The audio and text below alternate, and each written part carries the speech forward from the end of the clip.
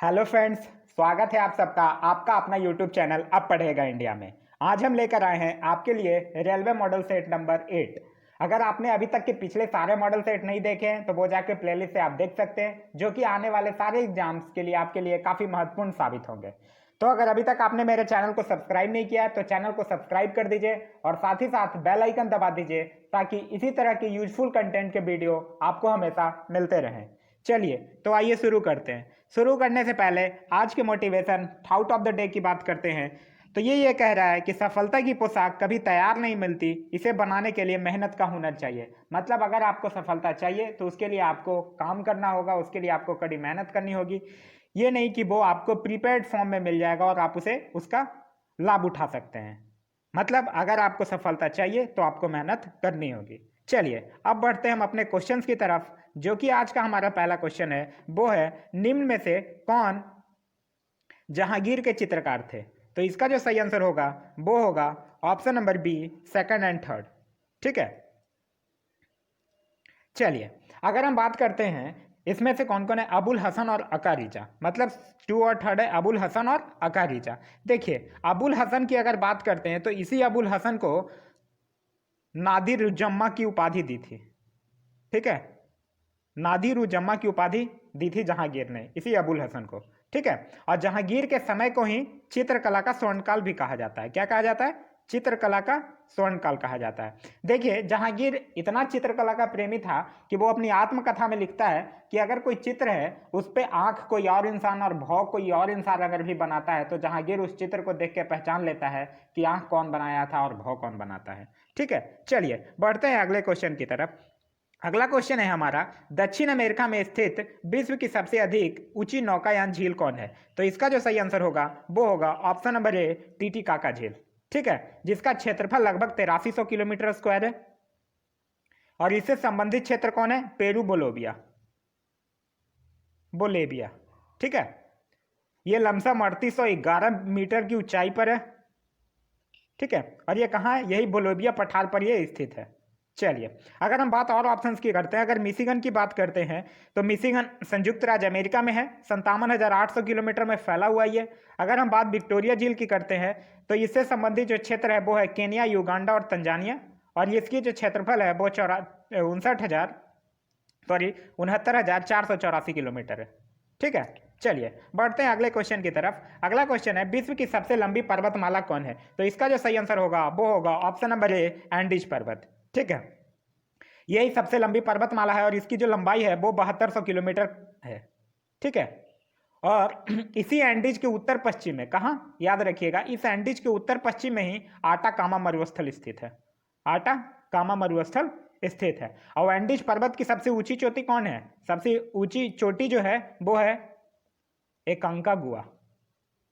एकांका गुआ, जिसकी हाइट है 6960 मीटर।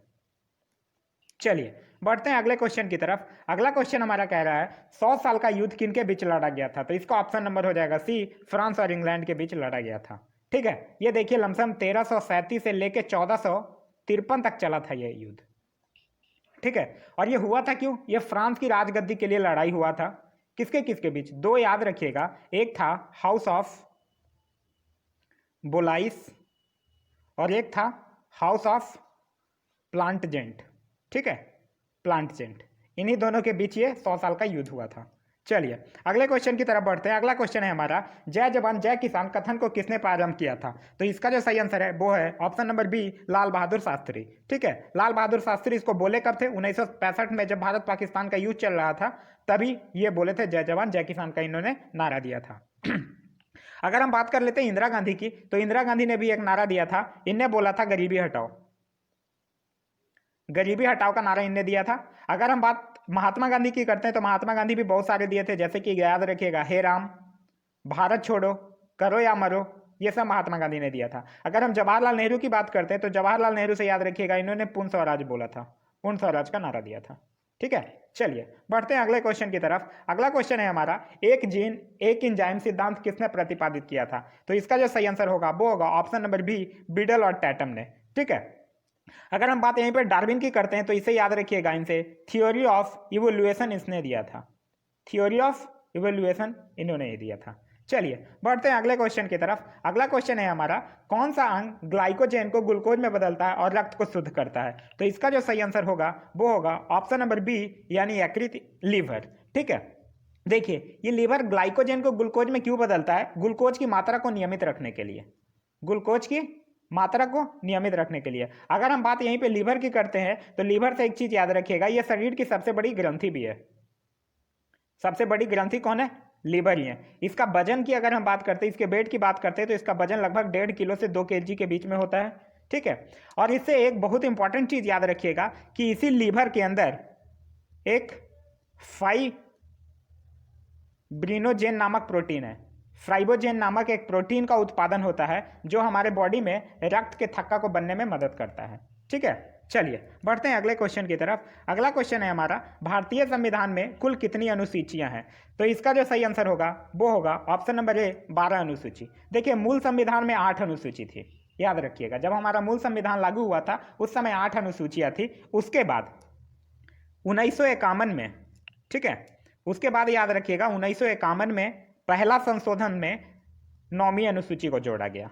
उसके बाद 1985 में 52वां संविधान संशोधन के कारण 10वीं अनुसूची जोड़ा गया।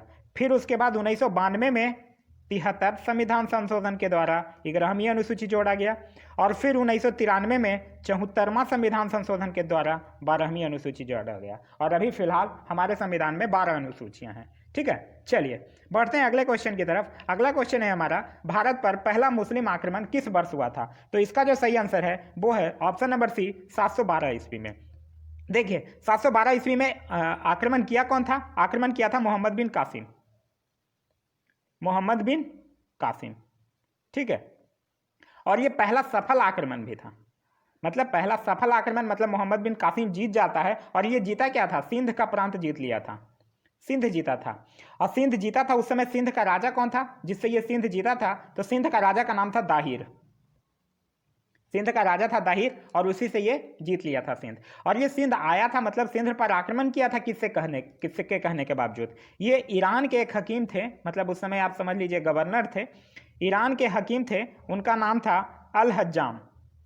अल हज्जाम नाम था, उन्हीं से आज्ञा लेकर ये सिंध आया था। ठीक है, इससे पहले 712 ईस्वी से पहले 711 ईस्वी में भी अब्दुल्ला के द्वारा, अबूदैल के द्वारा, ये दो लोगों के द्वारा आक्रमण हुआ था भारत पर, लेकिन ये दोनों आक्रमण असफल रहा था। ठीक है, चलिए बढ़ते हैं अगले क्वेश्चन की तरफ। अगला क्वेश्चन है हमारा क्वेश्चन नंबर 10, गुज्जर प्रतिहार वंश का संस्थापक कौन था? तो इसका जो सही आंसर है वो है ऑप्शन नंबर ए नागभट्ट प्रथम।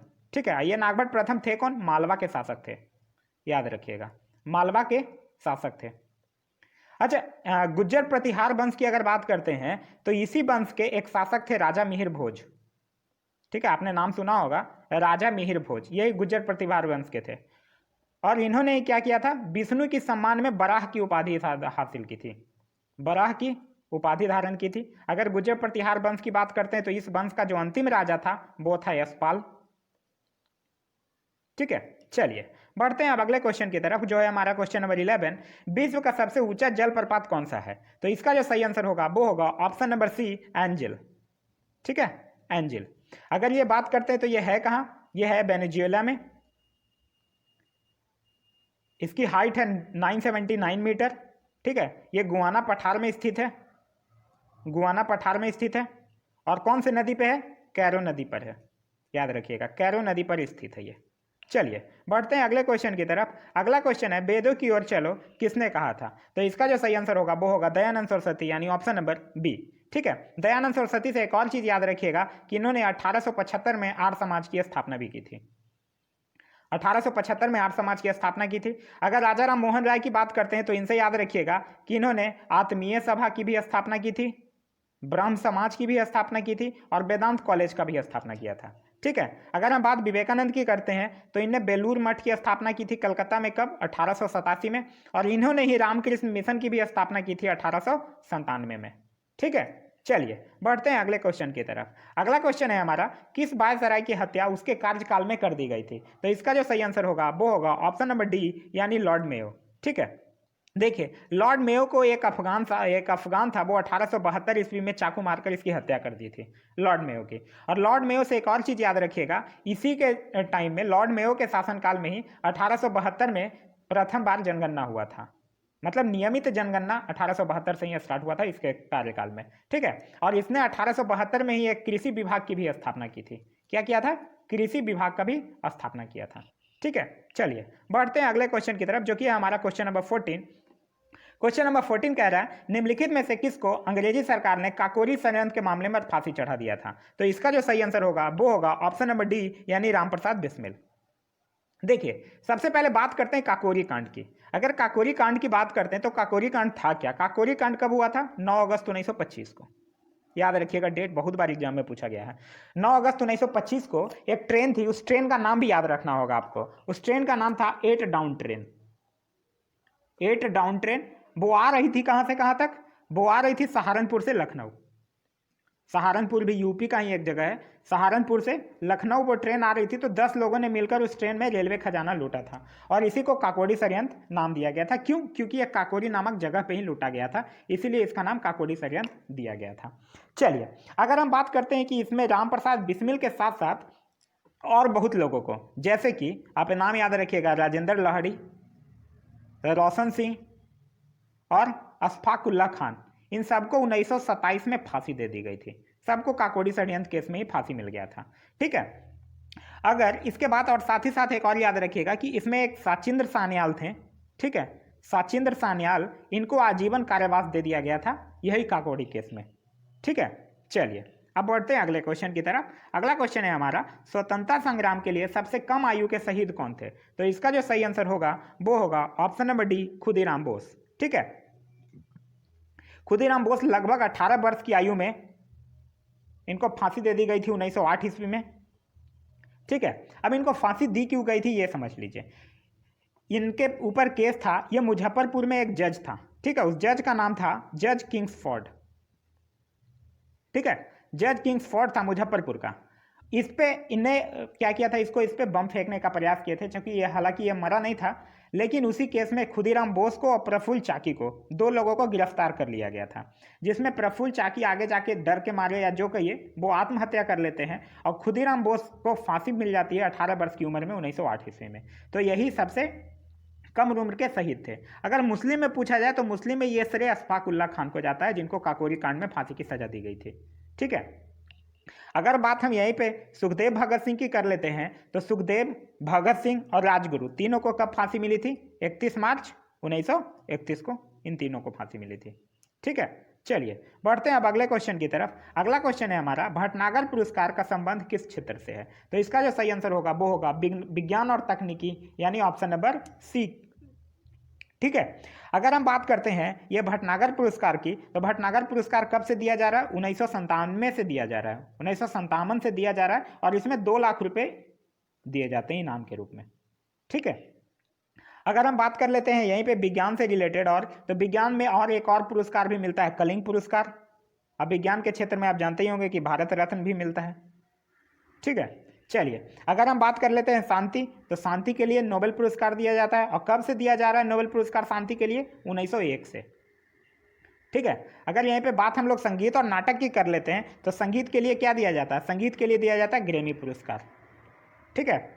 और ललित कला यानी कला और साहित्य की बात करते हैं, तो कला और साहित्य के लिए दिया जाता है भारत रत्न, कला, साहित्य और विज्ञान तीनों के लिए। और संस्कृति तथा कला की अगर बात करते हैं तो इसके लिए दिया जाता है शंकर पुरस्कार, ठीक है। संस्कृति और कला के लिए दिया जाता है शंकर पुरस्कार। चलिए अब आगे बढ़ते हैं नेक्स्ट क्वेश्चन की तरफ। नेक्स्ट क्वेश्चन है हमारा क्वेश्चन नंबर 17, भगवान बुद्ध की मृत्यु किस स्थान पर हुई थी? तो इसका जो सही आंसर है वो है ऑप्शन नंबर ए, कुशीनगर, ठीक है। और इनकी मृत्यु कब हुई थी? 483 बीसी में, और इसी को क्या बोला गया है? महापरिनिर्वाण बोला गया है, महापरिनिर्वाण भी बोला गया है बुद्ध की मूर्ति को, ठीक है।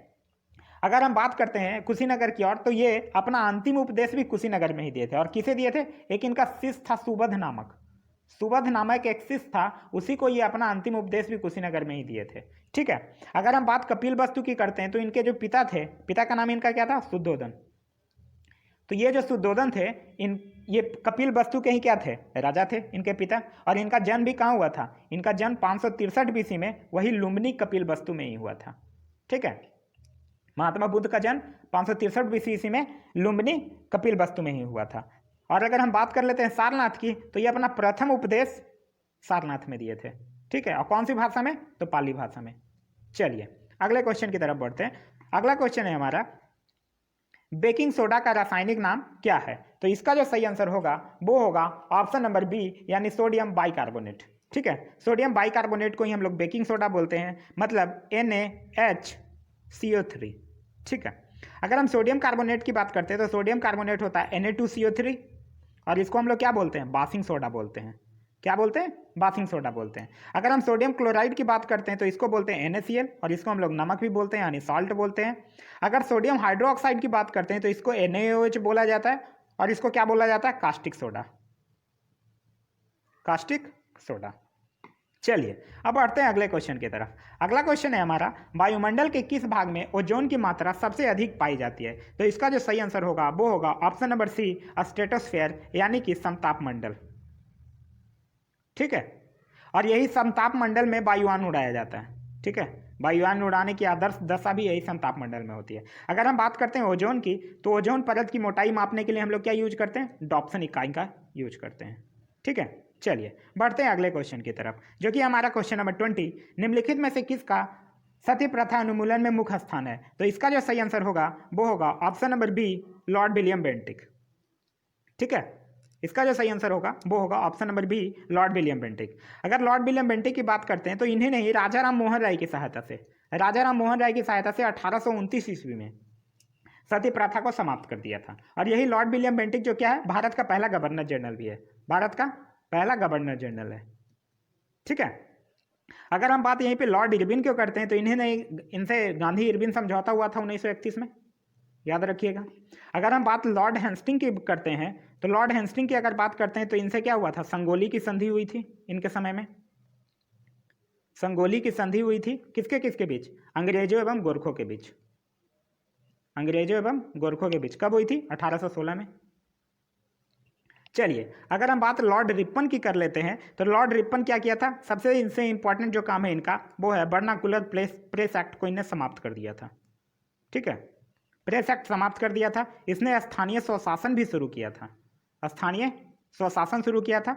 और इसी के समय सन 1881 में नियमित जनगणना शुरू हुई थी। ठीक है, सन 1881 में नियमित जनगणना शुरू हुई थी। ठीक है, चलिए बात करते हैं अगले क्वेश्चन की तरफ। अगला क्वेश्चन है हमारा क्वेश्चन नंबर 21, हर्षवर्धन के समय कौन सा चीनी यात्री भारत आया था। तो इसका जो सही आंसर होगा वो होगा option number A, Hiuen Tsang. ठीक है, और ये आया क्यों था, ये नालंदा विश्वविद्यालय में पढ़ने आया था, या फिर बौद्ध ग्रह संग्रह करने के उद्देश्य से ये भारत आया था। ठीक है, और इसी ह्वेन त्सांग को यात्रियों में राजकुमार भी बोला जाता है, याद रखिएगा। जितने यात्रियों आए हैं उनमें यात्रियों में राजकुमार इसको बोला जाता है, ह्वेन त्सांग को। ठीक है, और इसको क्या कहा जाता है, और नीति का पंडित भी कहा जाता है, नीति का पंडित भी इन्हीं को कहा जाता है। ठीक है, एक हर्षवर्धन से एक चीज और याद रखिएगा, एक हर्षवर्धन के समय याद आपको नाम सुने होंगे, बाणभट्ट। ठीक है, ये कौन थे, हर्ष के दरबारी कवि थे, हर्ष के दरबारी कवि थे। और इन्होंने ही क्या किया था, हर्षचरित और कादम्बरी की रचना की थी, बाणभट्ट नहीं, हर्षचरित और कादम्बरी की रचना की थी। और इसी हर्षचरित जो ये रचना किए थे, इसी में पहली बार शासक को लोकपाल कहा गया था। ठीक है, शासक को लोकपाल कहा गया था। ठीक है, प्रांतीय शासक को लोकपाल कहा गया था। चलिए अब बढ़ते हैं अगले क्वेश्चन की तरफ, जो कि हमारा क्वेश्चन नंबर 22, बांग्लादेश की सीमा भारत के कितने राज्यों से होकर छूती है। तो इसका जो सही आंसर है वो है ऑप्शन नंबर सी, यानी 5। ठीक है, अगर हम 5 बात करते हैं कि कौन कौन करता है, तो आसाम करता है। ठीक है, उसके बाद वेस्ट बंगाल करता है, पश्चिम बंगाल, ठीक है, मिजोरम, मेघालय और त्रिपुरा। ठीक है, लेकिन सबसे ज्यादा कौन करता है, सबसे ज्यादा करता है वेस्ट बंगाल। कितना, लमसम 2217 किलोमीटर वेस्ट बंगाल करेगा। त्रिपुरा सबसे कम करता है 180 किलोमीटर के आसपास। और पूरा बांग्लादेश कितना करता है, पूरा बांग्लादेश और भारत की जो सीमा बनाती है वो 4096 किलोमीटर है। ठीक है, चलिए अब बढ़ते हैं अगले क्वेश्चन की तरफ, जो कि हमारा क्वेश्चन नंबर 23, सुल्तानपुर पक्षी अभयारण्य कहाँ स्थित है? तो इसका जो सही आंसर होगा वो होगा ऑप्शन नंबर सी, हरियाणा में स्थित है। ठीक है, अगर हम बात यहीं पे छत्तीसगढ़ की कर लेते हैं तो छत्तीसगढ़ी से याद रखिएगा Indravati national park, Indravati national park. Karnataka से याद रखिएगा नागरहोल, नागरहोल और बांदीपुर राष्ट्रीय उद्यान, ये दोनों कर्नाटक में है। हिमाचल प्रदेश की अगर बात करते हैं तो इससे याद रखिएगा रोहिला राष्ट्रीय उद्यान। ठीक है, रोहिला राष्ट्रीय उद्यान। चलिए अब बात करते हैं अगले क्वेश्चन की तरफ। अगला क्वेश्चन है हमारा 24, दलितों के लिए हरिजन शब्द का प्रयोग सर्वप्रथम किसने किया था? तो इसका जो सही आंसर होगा वो होगा option number B, Mahatma Gandhi ने। ठीक है, और इन्हीं के द्वारा क्या किया गया था, एक और चीज याद रखिएगा, महात्मा गांधी के द्वारा ही हरिजन सेवक संघ की स्थापना की गई थी। कब? 1932 में। कहाँ? पुणे में। ठीक है, चलिए बढ़ते हैं अगले क्वेश्चन की तरफ। आशा कर रहे होंगे आप लोगों को ये वीडियो पसंद आ रहा होगा। अगर वीडियो पसंद आ रहा है तो लाइक कर दीजिए वीडियो को, और साथ ही साथ अपने दोस्तों के साथ शेयर कर दीजिए। चलिए अब बढ़ते हैं अगले क्वेश्चन की तरफ, जो कि हमारा क्वेश्चन नंबर 25। क्वेश्चन नंबर 25 है, हाल ही में दुनिया के सबसे अधिक पैसा कमाने वाली महिला खिलाड़ी कौन बनी है? तो इसका जो सही आंसर है वो है option number B, Naomi Osaka. और ये है कहाँ की? जापान की है। ठीक है, टेनिस खिलाड़ी हैं, ये टेनिस खेलती हैं। और इन्हें किनको पीछे छोड़ा है? इन्हें अमेरिका के सेरेना विलियम्स को पीछे छोड़ा है, अमेरिका के सेरेना विलियम्स को। ये भी सेरेना विलियम्स जो थी वो टेनिस खिलाड़ी हैं। अगर हम बात पीवी सिंधु की कर लेते हैं तो पीवी सिंधु बैडमिंटन खेलती है, सानिया नेहवाल भी बैडमिंटन खेलती है, और स्मृति मंधाना क्रिकेट खेलती है। अगला क्वेश्चन है हमारा, ऋग्वेद में सर्वाधिक मंत्र किस देवता के स्तुति में लिखा गया है? तो इसका जो सही आंसर होगा वो होगा ऑप्शन नंबर बी, यानी कि इंद्र। ठीक है, इंद्र के बारे में ऋग्वेद में 250 श्लोक है। अगर हम अग्नि की बात करते हैं तो अग्नि के बारे में 200 श्लोक है। ठीक है, इंद्र को भी क्या बोला जाता है? इंद्र वहाँ के जो थे वो सबसे प्रमुख देवता थे, और इनको पुरंदर का देवता भी बोला जाता था। अगर हम बात अग्नि की करते हैं तो इनको मध्यस्थ देवता बोला जाता है। ठीक है, और अगर हम बात वरुण की करते हैं तो इनको वर्षा एवं समुद्र का देवता बोला जाता है। ठीक है, देखिए ऋग्वेद में हुआ क्या था, देवताओं की 3 श्रेणियां थी। ठीक है, देवताओं की 3 श्रेणियां थी। पहला था अंतरिक्ष देवता, दूसरा था पृथ्वी देवता, और तीसरा था आकाश देवता। और सबसे ज्यादा देवताओं की जो संख्या थी वो आकाश देवता में था। ठीक है, अंतरिक्ष में जैसे कि थे इंद्र, वायु, रुद्र, ये सब अंतरिक्ष देवता में आते थे। अगर हम पृथ्वी देवता की बात करते हैं तो इसमें आते थे अग्नि, सोम, बृहस्पति। ठीक है, और अगर आकाश देवता की बात करते हैं तो आकाश में आते थे वरुण, सूर्य, विष्णु, सविता एंड ऑल। ठीक है, चलिए बढ़ते हैं नेक्स्ट क्वेश्चन की तरफ। नेक्स्ट क्वेश्चन है हमारा क्वेश्चन नंबर 27, हाल ही में बलबीर सिंह दोसांझ का निधन हो गया, उनका संबंध किस क्षेत्र से था? तो इसका जो सही आंसर होगा वो होगा ऑप्शन नंबर बी, फुटबॉलर। ये फुटबॉलर थे, सॉरी हॉकी खेलते थे। या ऑप्शन नंबर इसका ए होगा सही आंसर। ठीक है, इसका जो सही आंसर होगा वो होगा ऑप्शन नंबर ए, हॉकी। ठीक है, ये देखिए जब 1956 का ओलंपिक हुआ था, ठीक है, 1956 के ओलंपिक, तब ये भारतीय टीम के कप्तान थे, और इन्होंने फाइनल में पाकिस्तान को हराया था। फाइनल में पाकिस्तान को हराकर स्वर्ण पदक जीता था, और फिर उन्हें इनको 1957 में पद्मश्री सम्मान से भी विभूषित किया गया था। ठीक है, पद्मश्री सम्मान से भी विभूषित किया गया था। अगर हम बात हॉकी संघ की कर लेते हैं तो हॉकी संघ की स्थापना 2009 में हुआ था। ठीक है, और अभी पुरुष हॉकी टीम के कोच कौन है? अभी फिलहाल पुरुष हॉकी टीम के कोच हैं ग्राहम रीड। ठीक है, चलिए बढ़ते हैं अगले क्वेश्चन की तरफ, जो कि हमारा क्वेश्चन नंबर 28, हाल ही में किस देश ने स्पेस ऑपरेशन स्क्वाड्रन को लॉन्च किया है? तो इसका जो सही आंसर है वो होगा ऑप्शन नंबर ए, जापान। ठीक है, ये जापान के देखिए लॉन्च क्यों किया गया है? इसको लॉन्च इसलिए किया गया है कि जापान का जितना भी उपग्रह छोड़ा गया है अभी तक, ये सबकी निगरानी करेगा और साथ ही साथ जापान की रक्षा भी करेगा। अगर हम बात कर लेते हैं जापान की, तो जापान की राजधानी है टोक्यो, इसकी करेंसी है एन, और इसके जो प्रधानमंत्री हैं अभी फिलहाल वो हैं शिंजो आबे। ठीक है, कौन है? Shinzo Abe. चलिए अब बात कर लेते हैं नेक्स्ट क्वेश्चन की तरफ। नेक्स्ट क्वेश्चन है हमारा क्वेश्चन नंबर 29, दिल्ली सल्तनत के विभिन्न वंशों का सही कालानुक्रम क्या है? तो इसका जो सही आंसर होगा वो होगा ऑप्शन नंबर ए, सबसे पहले आया था दास वंश, या जिसको गुलाम वंश भी बोला जाता है। उसके बाद आया खिलजी, फिर आया तुगलक, फिर सैयद, और फिर लोधी। ठीक है, देखिए अगर हम बात दास वंश की कर लेते हैं यानी गुलाम वंश की, तो गुलाम वंश आया था 1206 से लेके 1290 तक रहा था। ठीक है, अगर खिलजी वंश की बात करते हैं तो ये 1290 से 1320 तक रहा। तुगलक वंश की बात करते हैं तो 1320 से लेकर 1394 तक रहा। ठीक है, फिर 2 स्वतंत्र शासक हुए जो कि 1394 से लेकर 1413 तक रहे। फिर सैयद वंश आया 1414 में और 1451 तक रहा। फिर लोधी वंश आया 1451 में जो 1526 तक रहा। अगर हम गुलाम वंश के संस्थापक की बात करते हैं तो कुतुबुद्दीन ऐबक था। खिलजी वंश के संस्थापक की बात करते हैं तो जलालुद्दीन फिरोज खिलजी था। तुगलक वंश के संस्थापक की बात करते हैं तो ग्यासुद्दीन तुगलक था। सैयद वंश के संस्थापक की बात करते हैं तो खिज्र खां था। और लोदी वंश का संस्थापक बहलोल लोदी था। ठीक है, चलिए बढ़ते हैं अगले क्वेश्चन की तरफ, जो कि हमारा क्वेश्चन नंबर 30। हाल ही में संयुक्त राष्ट्र में भारत का नया स्थायी प्रतिनिधि किसे नियुक्त किया गया है? तो इसका जो सही आंसर होगा वो होगा ऑप्शन नंबर ए, टी.एन. त्रिमूर्ति को। ठीक है, अगर हम बात यूएन की करते हैं तो यूएन का गठन हुआ था 24 अक्टूबर 1945 को। अभी इसके मेंबर कंट्री हैं 193। इसका हेडक्वार्टर है न्यूयॉर्क में। और अभी इसके जो अध्यक्ष हैं वो हैं एंटोनियो गुटेरेस। ठीक है, एंटोनियो गुटेरेस। चलिए बात करते हैं अगले क्वेश्चन की तरफ, जो कि हमारा क्वेश्चन नंबर 31। क्वेश्चन नंबर 31 है, सिक्किम भारत का राज्य किस संविधान संशोधन द्वारा बना? तो इसका जो सही आंसर होगा वो होगा 36। ये 36वां संविधान संशोधन 1975 के द्वारा भारत का 22वां राज्य बना था सिक्किम। ठीक है, चलिए बढ़ते हैं नेक्स्ट क्वेश्चन। नेक्स्ट क्वेश्चन है हमारा, मुंडा जनजातियां अधिकांशतः किस राज्य में बसी हुई हैं? तो इसका जो सही आंसर होगा वो होगा ऑप्शन नंबर बी, झारखंड। देखिए झारखंड की कुछ जनजातियां याद रखिएगा। पहला तो याद रखिएगा मुंडा ही, दूसरा याद रखिएगा संथाल, तीसरा याद रखिएगा बिरहोर, और फिर याद रखिएगा गोंड। अगर हम बात करते रहते हैं मेघालय की, तो मेघालय से याद रखिएगा गारो, मिकीर और खासी।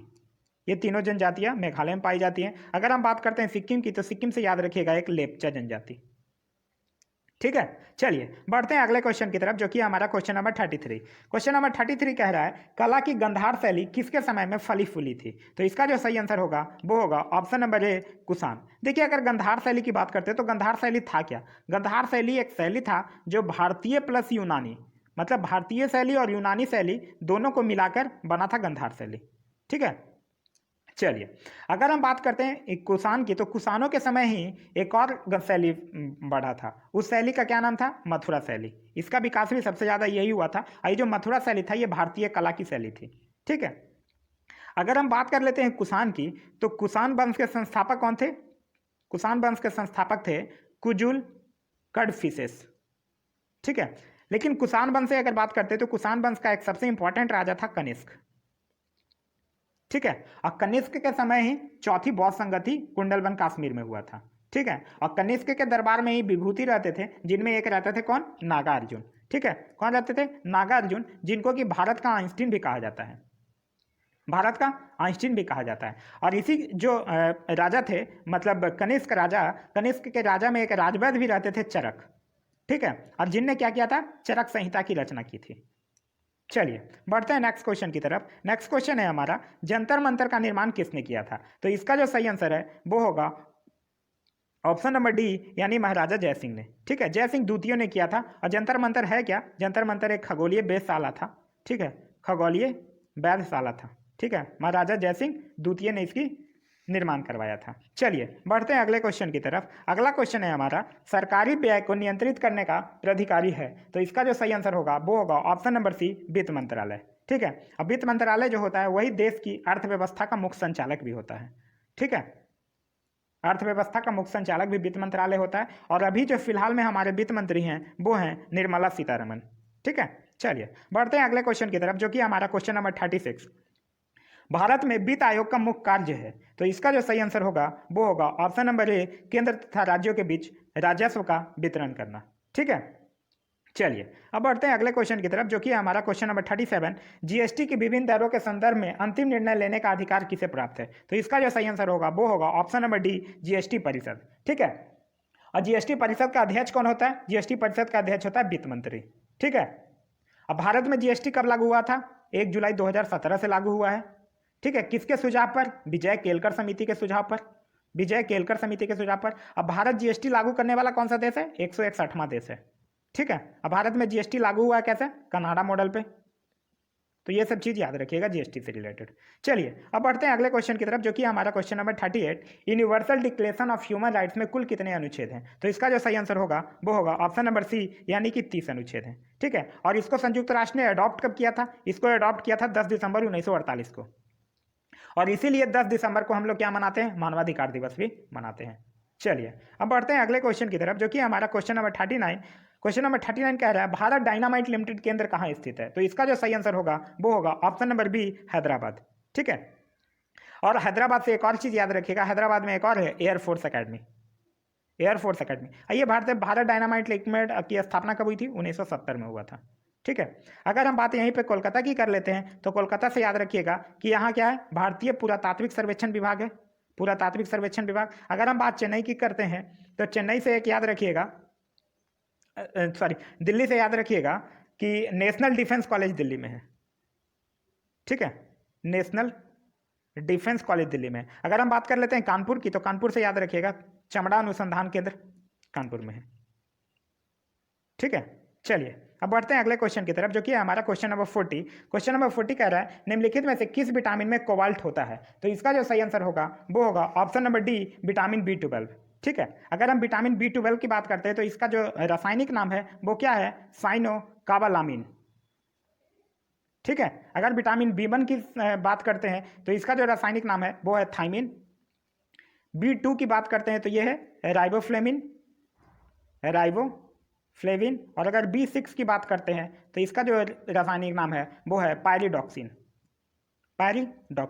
ठीक है, तो आशा करते हैं आप लोगों को वीडियो पसंद आया होगा। अगर वीडियो पसंद आया तो लाइक जरूर कीजिएगा, वीडियो कैसा लगा कमेंट करके जरूर बताइएगा, और अगर अभी तक आपने मेरे चैनल को सब्सक्राइब नहीं किया है तो चैनल को सब्सक्राइब कर दीजिएगा। Thanks for watching.